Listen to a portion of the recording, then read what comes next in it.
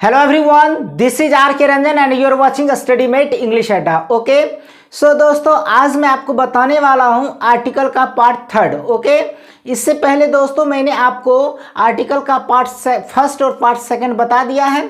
और गाइज आज के सेशन में हम लोग सीखेंगे basic use of article an. Okay यानी गाइज जिससे पहले वाली वीडियो में पार्ट वन में हम लोगों ने सीखा कि आर्टिकल क्या होता है, व्हाट इज आर्टिकल, और पार्ट सेकेंड में हम लोगों ने सीखा कि पोजीशन ऑफ आर्टिकल, और आज पार्ट थर्ड में हम लोग सीखेंगे basic use of article a an. Okay यानी गाइज आज के वीडियो में हम लोग सीखेंगे ए और एन का यूज कहाँ कहाँ पे करते हैं. ओके ए एन का इस्तेमाल सीखने वाले हैं आज. Okay so guys a N की पूरी जानकारी पाने के लिए इस वीडियो को अंत तक जरूर देखिएगा.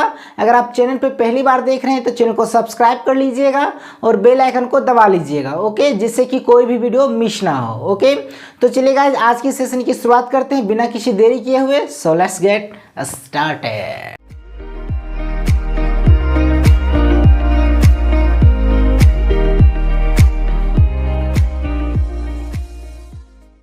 तो चलिए गाइज आज की वीडियो की शुरुआत करते हैं और सीखते हैं use of article a an. Okay तो गाइज हेडिंग कर देते हैं पहले क्या, basic use of article a an. यानी गाइज ए एन का जो बेसिक यूज है वो क्या क्या है, कहाँ पे ए का प्रयोग करते हैं, कहाँ पे एन का प्रयोग करते हैं, इसको बिल्कुल आसानी से समझते हैं. ओके तो गाइज देखिए इसका पहला रूल कहता है, रूल नंबर फर्स्ट क्या कहता है कि किसी भी वाक्य में एक चीज की बात हो तो उस चीज से पहले ए एन जरूर लगेगा. क्लियर हो गया गाइस कि जब किसी सेंटेंस में एक चीज की बात हो और उसमें एक लिखा हो या फिर नहीं लिखा हो उसमें ए एन जरूर लगेगा जब एक चीज की बात हो तब. ओके जैसे एग्जांपल लेते हैं क्या कि मैंने शेर देखा तो क्या होगा, आई सॉ लाइन बहुत सारे स्टूडेंट बना देंगे और कोई बनाएंगे I saw a line. Okay तो इसमें से कौन सा सही होगा, तो दूसरा वाला जो है आई saw a line with article वाला वो सही होगा और विदाउट आर्टिकल वाला सेंटेंस रॉन्ग होगा, गलत होगा. ओके क्योंकि गाइज मैंने अभी क्या बताया कि जब किसी सेंटेंस में एक चीज की बात हो तो वहां पे ए या एन लगता है. ओके तो देखिए मैंने शेर देखा, मैंने क्या एक चीज की बात हो रहा है, एक शेर देखा. अगर इसमें रहेगा कि मैंने शेरों को देखा तब होता बहुत सारा शेर, या फिर मैंने बहुत सारे शेर देखा तब वहां पे लायंस होता है. ओके लेकिन यहाँ पे एक शेर की बात हो रही है तो क्या लिखेंगे, अ लायन. तो क्या होगा, I saw a lion. Clear हो गया. अब देखिए गाइज यहाँ पे क्या था कि किसी भी वाक्य में एक चीज की बात हो तो ए एन जरूर लगता है. ये तो क्लियर हो गया. अब हमें ये डिसाइड करना है कि कहाँ पे ए लगेगा, कहाँ पे एन लगेगा. ओके गाइज आप लोग क्या पढ़ लेते हैं कि वोवेल के पहले ए एन लगता है, कॉन्सोनेंट के पहले ए लगता है, और ये कॉन्सेप्ट पढ़ लेते हैं और जाके जब एग्जाम में आप क्वेश्चन बना के लाते हैं तो आपका रॉन्ग हो जाता है. ओके आपको लगता है मैंने सही बनाया लेकिन वो गलत होता है. तो आपका सही कैसे होगा वो मैं आपको आगे बताता हूँ कि वोवेल कॉन्सोनेंट का कॉन्सेप्ट क्या है. ओके तो देखिए गाइज मैं आपको यहाँ पे लिख देता हूँ क्या, ए कॉन्सोनेंट ए एन वोवेल, यानी दो कॉलम बना दिया, ए consonant A N vowel. Clear है. अब देखिए गाइज कॉन्सोनेंट में क्या आएगा, तो कॉन्सोनेंट में आएगा B C D F G H J K L M N P Q R S T V W X Y Z. Okay यानी ये सब क्या होगा, कॉन्सोनेंट में आएगा. क्लियर है. ऐसे सेमी वोवेल होता है डब्ल्यू वाई, उसको भी रहने देते साइड में, उसको क्या कॉन्सोनेंट में लेते हैं. ओके तो क्या हो गया, यहाँ से ये सारा का सारा कॉन्सोनेंट हो गया. और वोवेल में क्या हुआ, ए ई आई ओ यू, इसको कहते हैं वोवेल. ओके अब देखिए गाइज आप लोग मिस्टेक कहाँ पे करते हैं कि कॉन्सोनेंट रहता है तो ए लगाते हैं और वोवेल रहता है तो एन लगाते हैं. वो नहीं करना है. इंग्लिश के हिसाब से आर्टिकल का प्रयोग होता ही नहीं है. ये चीज दिमाग में बैठा लीजिए गाइस, क्या कि इंग्लिश के वोवेल कॉन्सोनेंट के हिसाब से आर्टिकल का प्रयोग नहीं होता है, कभी नहीं, नेवर. ओके तो गाइस कैसे प्रयोग करना है, तो हिंदी के कॉन्सोनेंट और हिंदी के वोवेल के अनुसार आर्टिकल का प्रयोग होता है, ए एन का इस्तेमाल होता है. तो गाइस देखिए क से ज्ञ यानी क टू ज्ञ यानी हिंदी में क से ज्ञ तक के जितने भी अक्षर होते हैं उसको कहते हैं हिंदी का कॉन्सोनेंट. ओके और अ से लेकर के अह तक जो होता है इसको कहते हैं हिंदी का वोवेल. ओके ये चीज याद रखना. तो जब हिंदी का वोवेल हो अ से अह तक में किसी का प्रोनाउंसिएशन आता है तब जाके एन का प्रयोग करेंगे, और क से ज्ञ तक आता है तब जाके ए का प्रयोग करेंगे. ओके यानी आर्टिकल का प्रयोग कैसे होगा, तो हिंदी के वोवेल और हिंदी के कॉन्सोनेंट के हिसाब से ए एन का प्रयोग करेंगे। हिंदी का अगर वोवेल आता है यानी अ से अह तक में आता है तब ए एन लिखेंगे, अगर क से ज्ञ तक में आता है तो ए लिखेंगे। चलिए एग्जाम्पल से क्लियर करते हैं। जैसे एग्जाम्पल लेते हैं क्या, हॉर्स HDFC बैंक। ओके, दो एग्जाम्पल क्या लिए हैं, हॉर्स और HDFC बैंक। अब देखिए गाइस, दोनों में क्या है, एच से स्टार्ट हो रहा है, क्लियर है, दोनों एच से ही स्टार्ट हो रहा है। तो अगर आप कॉन्सोनेंट या वोवेल अगर इंग्लिश वाले पढ़ लेते हैं तो दोनों में क्या एच आ रहा है तो आप ए मार देंगे। ओके, लेकिन ये गलत होगा। ओके, तो क्या करना है, हिंदी के वोवेल हिंदी के कॉन्सोनेंट के हिसाब से आर्टिकल का प्रयोग करना है। तो हॉर्स गाइस हिंदी में कैसे लिखेंगे, ऐसे लिखेंगे हॉर्स। ओके, ह से होगा, अक्षर त्रज्ञ जो ह होता है योरल वाला, तो ये ह होगा इस तरह से हॉर्स। ओके, तो देखिए ह आ रहा है, क से य तक में ह आता है, इसका मतलब ये हो गया कि ये हिंदी का कॉन्सोनेंट है, तो ए लगा देंगे। क्या लिखेंगे, अ हॉर्स, क्लियर है। और देखिए HDFC बैंक, तो एच कैसे लिखेंगे, ए और च लिखेंगे, जैसे कि यहाँ लिख दिए हैं। HDFC कैसे लिखेंगे, ए च लिखेंगे, तो ए आ गया, यानी अ से अह तक में ए आता है, इसका मतलब ये हिंदी का क्या है, वोवेल है, तो यहाँ पे एन लिखेंगे। क्या लिखेंगे, एन HDFC बैंक। ओके, इस तरह से एक और एग्जाम्पल जैसे सिस्टर SMS। अब देखिए गाइस, दोनों एस से स्टार्ट हो रहा है, लेकिन सिस्टर को हम स से लिखेंगे, छोटी ई की मात्रा से, जैसा कि यहाँ लिखा हुआ है सिस्टर, तो स आ गया, यानी क से ग तक में स आता है, इसका मतलब ये हिंदी का कॉन्सोनेंट है, तो क्या लिखेंगे, अ सिस्टर। ओके, और SMS, तो एस कैसे लिखेंगे, ए और स लिखेंगे, तो ए शुरू वाला अक्षर देखना है, स्टार्टिंग वाला, तो ए आ गया है, तो ये क्या हिंदी का वोवेल है, ए से अह तक में आता है, तो क्या लिखेंगे, NSMS। ओके, उसी तरह जैसे यूनिवर्सिटी अम्ब्रेला। ओके, दोनों यू से स्टार्ट हैं, अगर आप इंग्लिश वाले के हिसाब से लगाते दोनों में एन लगा देते, लेकिन ये गलत हो जाएगा। तो यूनिवर्सिटी कैसे लिखेंगे, यो से लिखेंगे यूनिवर्सिटी, जैसा कि यहाँ लिखा हुआ है। तो ये हिंदी का क्या है, कॉन्सोनेंट आता है, और क से लेकर ग तक में यो आएगा, इसका मतलब लिखेंगे अ लिखेंगे, तो अ यूनिवर्सिटी। और अम्ब्रेला कैसे, अ से लिखेंगे अम्ब्रेला, जैसे यहाँ लिखा हुआ है, तो क्या लिखेंगे, एन अम्ब्रेला। क्लियर हो गया। आई होप कि दोस्तों आपको पहला रूल कंसेप्ट क्लियर हो गया कि ए कब लिखेंगे, एन कब लिखेंगे। हिंदी के वोवेल हिंदी कॉन्सोनेंट के हिसाब से एन का प्रयोग होता है। क्लियर। चलिए अब इसका रूल नंबर सेकेंड देखते हैं। तो रूल नंबर सेकेंड कहता है कि article a an is used before the name of person if know nothing okay about the person. यानी गाइस इसका कहने का मतलब हुआ कि आर्टिकल एन का प्रयोग किसी पर्सन के नाम से पहले भी होता है। ओके, यानी आप लोग पढ़ेंगे क्या होंगे कि कोई भी प्रॉपर नाउन तो उसके पहले नहीं लगता, यानी नाम के पहले आर्टिकल नहीं लगता, जैसे द राम या ए राम ए मोहन ऐसा नहीं होता। लेकिन गाइस एक कंडीशन है जहां पे आर्टिकल ए एन लगता है नाम के साथ भी। ओके, क्योंकि गाइस आजकल क्या होता है एग्जाम थोड़ा सा टफ हो गया। ओके, तो उसमें कुछ टफ क्वेश्चन डालने लगे तो वो आर्टिकल का यही क्या एडवांस रूल उसमें आता है। तो आप लोग क्या सोचेंगे कि यहाँ नाम के पहले नहीं लगा, लेकिन लगता है वो सेंटेंस को आपको देखना पड़ेगा मीनिंग क्या आ रहा है। तो रूल कहता है कि जब कोई भी पर्सन हो ओके और उस पर्सन के बारे में हम लोग कुछ भी नहीं जानते हो, उस पर्सन के बारे में हम लोग कुछ भी नहीं जानते या सिर्फ उसका नाम तक जानते हो। ओके, यानी उसके बारे में वो क्या है, कहाँ है, क्या है, नहीं है, उसके बारे में कुछ नहीं जानते, बस उसके बारे में बस ये जानते हो सकता है कि उसके बारे में आप खाली सिर्फ और सिर्फ नाम जानते हो और कुछ नहीं जानते उसके बारे में, क्या बिल्कुल अननोन पर्सन हो, ओके, अजनबी हो, तब उस व्यक्ति के पहले भी आर्टिकल का प्रयोग होगा। जैसे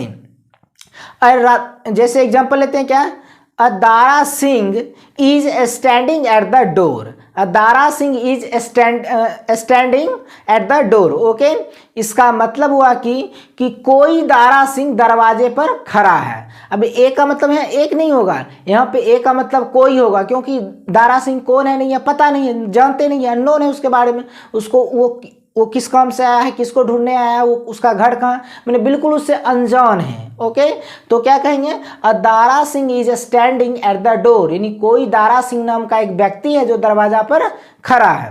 तो यह नाम आ गया प्रॉपर नाउन, फिर भी यहाँ लगा है। ओके, चलिए इसका मतलब क्या होगा, कोई, एक का मतलब क्या होगा, कोई।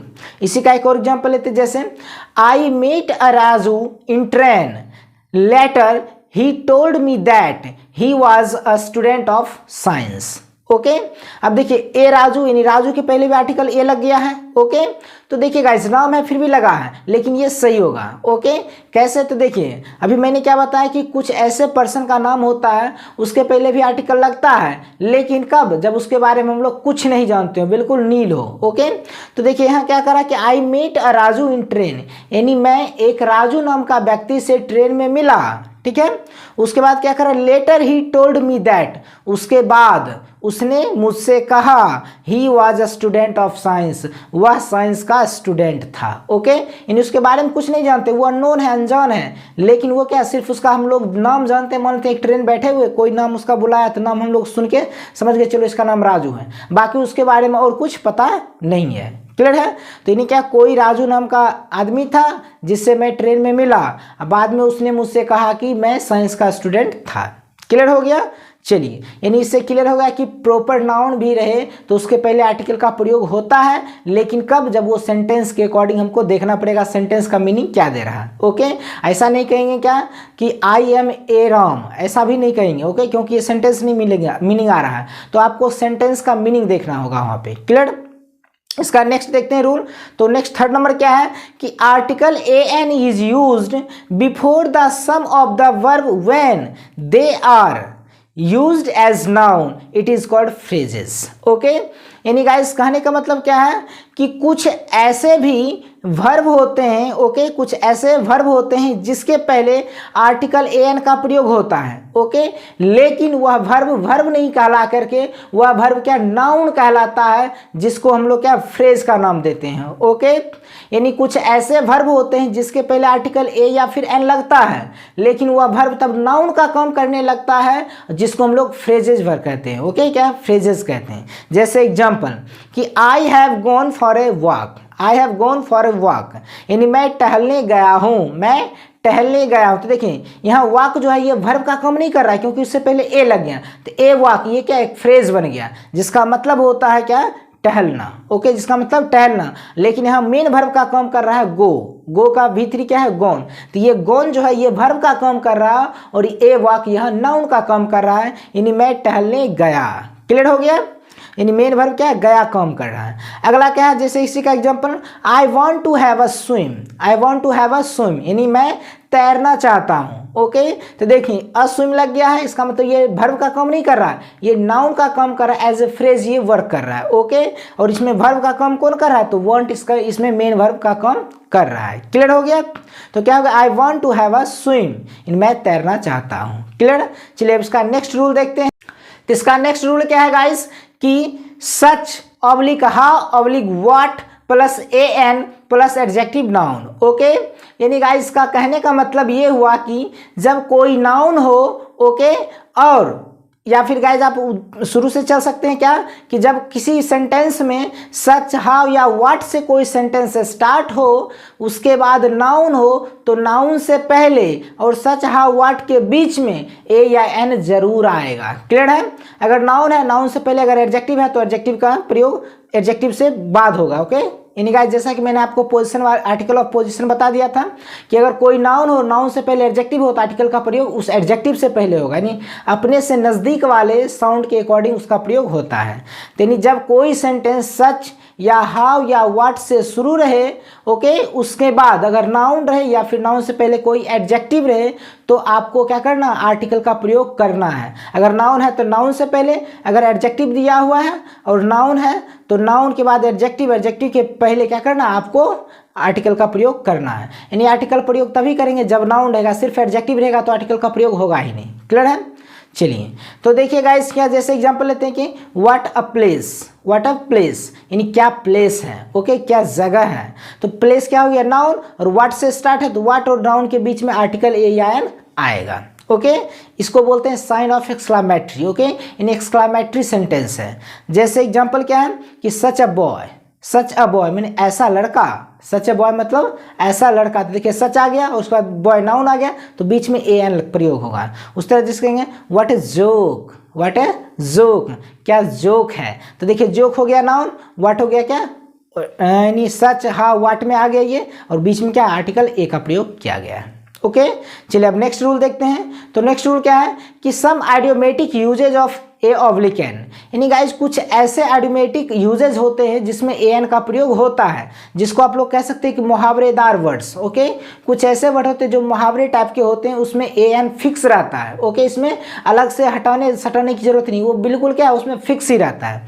जैसे a lot of, a great deal of, a good deal of, a large quantity of, a large amount of, a great many of, a number of, a large number of, a great number of। Okay, इस तरह से guys ये सब जितना भी word मैंने लिखा है ये सब का मतलब होता है वेरी, यानी बहुत। इन सब का मतलब क्या होता है, बहुत।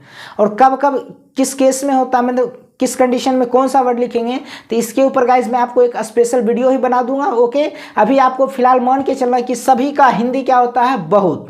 जैसे आप लोग बहुत का अंग्रेजी लिखते हैं वेरी, तो उसी तरह आप इसमें से किसी का इस्तेमाल कर सकते हैं। ओके, तो ये बहुत का अंग्रेजी सब का है, क्लियर है। ये सब के साथ क्या है, ए जो आर्टिकल है वो क्या फिक्स है, इसके साथ आएगा ही आएगा, जैसा कि आपको लिखा हुआ दिख रहा है।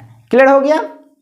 चलिए अब इसका नेक्स्ट रूल देखते हैं। तो नेक्स्ट रूल क्या है कि article an is use before abbreviations. Okay, यानी गाइस कहने का मतलब क्या है, जब कोई संक्षिप्त रूप हो, यानी क्या एब्रीविएशन हो, शॉर्ट फॉर्म हो, तो उससे पहले आर्टिकल an जरूर लगता है। ओके, जैसे example I am an M A, I am an M A. तो देखिएगा एम ए क्या शॉर्ट वर्ड है, एब्रीविएशन है, संक्षिप्त रूप है, तो इसके पहले एन लगेगा।